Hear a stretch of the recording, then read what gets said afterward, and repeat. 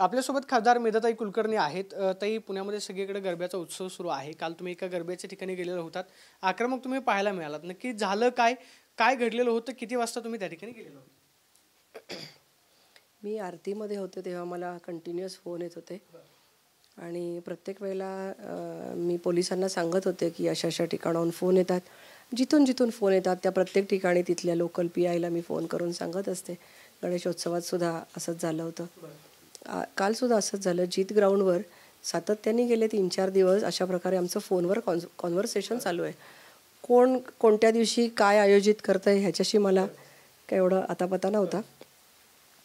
काल मात्र मी एकदम पोलिसांना म्हटलं, तुम्हाला मी रोज सांगते, लोकांच्या तक्रारी येत आहेत, तुम्ही का ॲक्शन घेत नाही आहे, तर मी आता तिथे जाते, तुम्ही या.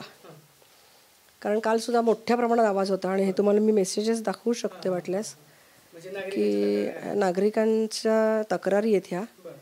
आणि हा आता नंबरही माझ्याकडे सेव्ह केलेला नव्हता आणि त्यांनी लिहिलं की माझे लिव्हर कॅन्सरचे ऑपरेशन झाले आहे आणि काचा थडथडत आहेत त्यांच्या घरातल्या. ऐका तुम्ही.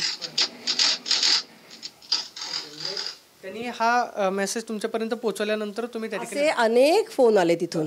हा एक मी तुम्हाला उदाहरणादाखल दाखवला. आणि वय किती घरामध्ये असलेल्या व्यक्तींचं हे त्यांच्या DP वरून कळेल तुम्हाला.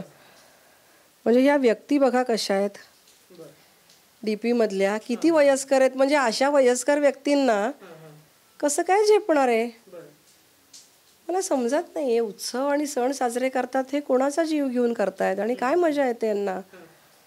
मला फार वाईट वाटतं आणि मी कन्व्हिन्स करायचा नेहमी प्रयत्न करत असते. आयोजकांना पण पोलिसांना सांगायचा प्रयत्न करत असते, कारवाई करा. आपल्याला कोर्टाने आदेश दिलेले आहेत की जिथे मोठ्या प्रमाणात भिंती लावलेल्या असतील तर ती DJ सिस्टीम जी आहे ती सुद्धा जप्त करायचे आदेश निर्देश हे कोर्टाने दिलेले आहेत. व्हॉल्यूम किती असावा याच्या संदर्भातले निर्देश आहेत. तर सगळे नियम धाब्यावर बसवून आणि सणांचं धार्मिकतेचं गांभीर्य किंवा पावित्र्य हरवून कार्यक्रम आयोजित केले जातात. तरुणाईला भरकटवलं जातं आहे आणि ह्या सगळ्याला माझा विरोध आहे. नागरिकांच्या हितासाठी मी तिथे गेले आणि बंद करून टाकला कार्यक्रम. तुम्ही त्या व्हिडिओमध्ये बोलताना असं म्हणालात की मी DCP असतील किंवा तिथले स्थानिक PI असतील त्यांचा नावाचा उल्लेख सुद्धा तुम्ही केलात. CPना मी वारंवार मेसेज केले मात्र त्या तक्रारीची दखल घेतली गेली नाही. नक्की झालं काय? तुम्ही पोलिसांना काय सूचना दिली होती? मी कालच्या कार्यक्रमाचं CPना सांगितलं नाही कारण काल CPचा वाढदिवस होता. मी त्यांना फक्त शुभेच्छा दिल्या होत्या. पण गणपतीमध्ये मात्र मी सर्व पातळ्यांवर या DJ बद्दल बोलले होते.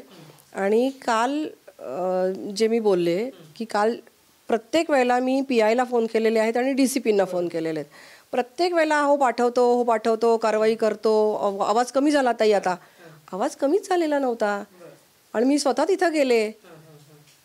हे अशी वेळ येते ना, हे फार दुःखद आहे, कठीण आहे. आणि अशा रीतीने जर सण साजरे होणार असतील तर त्याच्यातून ना धार्मिकता जोपासली जाणार आहे आणि लोकांचं ना आरोग्य जोपासलं जाणार आहे. पुण्यातल्या खरं तर DJ वरती वारंवार बोललं जातं, गणेशोत्सवामध्ये DJ लावू नका किंवा त्याचा आरोग्यावरती परिणाम होतो. गरब्यामध्ये सुद्धा तेच पाहायला मिळतं. एक खासदार लोकप्रतिनिधी म्हणून तुमची काय भूमिका आहे? आवाजाची मर्यादा पाळली जावी की DJs पूर्णपणे बंद केले जावे? आवाजाची मर्यादा पाळली जावी. शांततेचं महत्त्व सगळ्यांना पटायला लागलेलं आहे हळूहळू आता. तर आता सगळ्यांना ते सणांच्या वेळेला सुद्धा त्याचा अवलंब करायला पाहिजे असं मला वाटतं. आवाजाची मर्यादा पाळली जावी आणि गाण्यांमधनं धार्मिकतेचं पावित्र्य जे आहे हे सुद्धा राखलं जावं. मी जेव्हा बाहेरच्या राज्यांमध्ये जाते, आता पश्चिम बंगालमध्ये दुर्गा महोत्सव खूप मोठ्या प्रमाणात करतात. किती सुंदर पद्धतीने आयोजन केलं जातं. मी आत्ता मध्यंतरी ओडिसामध्ये गेले होते. तिथे सुद्धा म्हणजे गणेश उत्सवाच्या दिवशी गेले, त्या सुमारास गेले होते. पेंडॉल्स होते तिथे सुद्धा गणेशोत्सवाचे त्यांच्या पद्धतीने, पण अतिशय पावित्र्य राखून करत होते. महाराष्ट्राला काय झालं आहे मला कळत नाही. मला असं वाटतं की महाराष्ट्रातून सार्वजनिक गणेशोत्सवाची सुरुवात लोकमान्य टिळकांनी केलेली आहे. आपण याचं पावित्र्य ज्या उद्देशाने जनजागृती असेल, एक समाजमन तयार करणं असेल, हे जे काही सार्वजनिक उत्सवांचे महत्त्वाचे बिंदू आहे, तर ह्याच्याकडे थोडंसं दुर्लक्ष होतं आहे आणि नुसता धांगडधिंगा आणि अश्लीलता आणि कुठल्या तरी नर्तकींना बोलवणं आणि त्या थिरकतायत आणि त्यांच्यावरकडे पाहून पाहून आपणही थिरकायचं, हे अतिशय विकृत असं स्वरूप जे धारण केलेलं आहे हे टाळलं गेलं पाहिजे.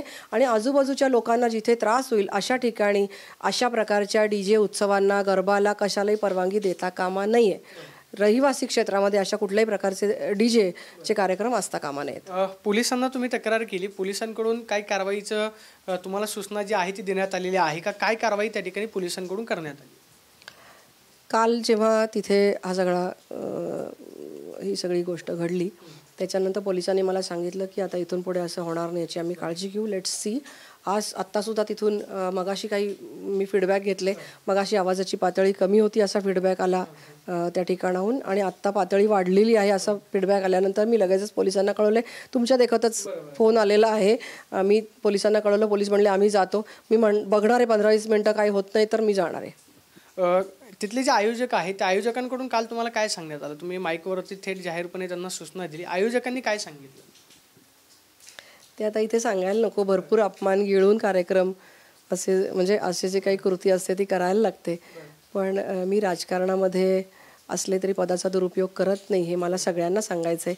मी जनहितासाठी तिथे गेले होते आणि आत्तासुद्धा मी बरेच मेसेज दाखवले. भरपूर अपमान केले. मी युवकांना सांगत होते की असे मला मेसेजेस आलेत, आवाजाचा त्रास होतोय, तरी हुर्रे करून, म्हणजे मी त्यांच्या आईच्या वयाची आहे, त्याचंही त्यांना भान नाही. बरं जाऊ दे, माझंही जाऊ दे, पण म्हणजे विषय काय चालला आहे, विषय कोणता चालला आहे, मी कोणत्या विषयावर बोलते आहे हेही त्यांना भान नव्हतं. बरेच जण पिऊन आलेले होते. एकाने तर मला धक्का लागला तर मी पडलेच होते तिथे, माझा मोबाईल तुटला आहे बघा. म्हणजे तरुणांना काही भानच नव्हतं की काय गर्दीत चाललं आहे आणि बरेचसे जण तिथे आवाक्याबाहेर गेलेले असेच आलेले होते. खासदार लोकप्रतिनिधींची अशा अवस्था असेल तर मग इतरांचं काय? म्हणूनच या सगळ्या कार्यक्रमांवर नियंत्रण ठेवण्यासाठी कडक नियमावली असली पाहिजे आणि रहिवासी क्षेत्रामध्ये कुठल्याही पद्धतीने DJ अशा धांगडधिंगां आणि आवाजाची मर्यादा वगैरे काही नसलेल्या गोष्टींना कुठेही परवानगी दिली जाऊ नये. पोलीस असं म्हणत होते की याला आम्ही परवानगी देत नव्हतो, मग द्यायला लागली.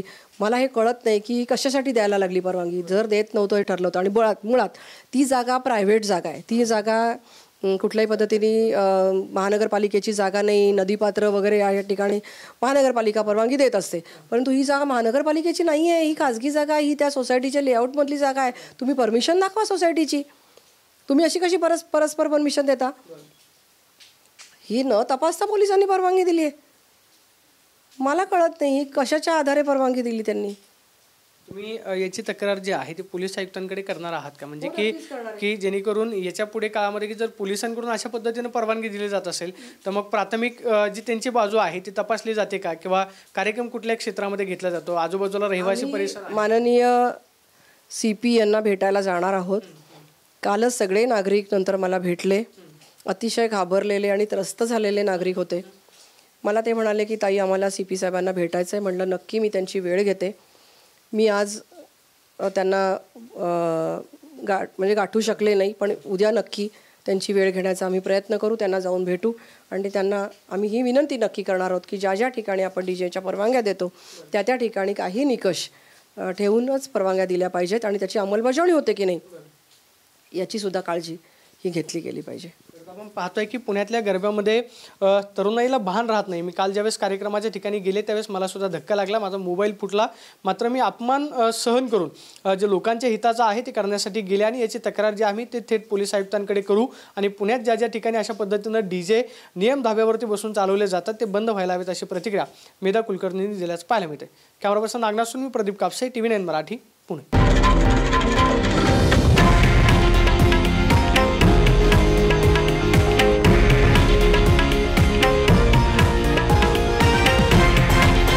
हे आहे देशातील नंबर 1 न्यूज नेटवर्क आणि आपण पाहत आहात TV9 मराठी, एकमेव.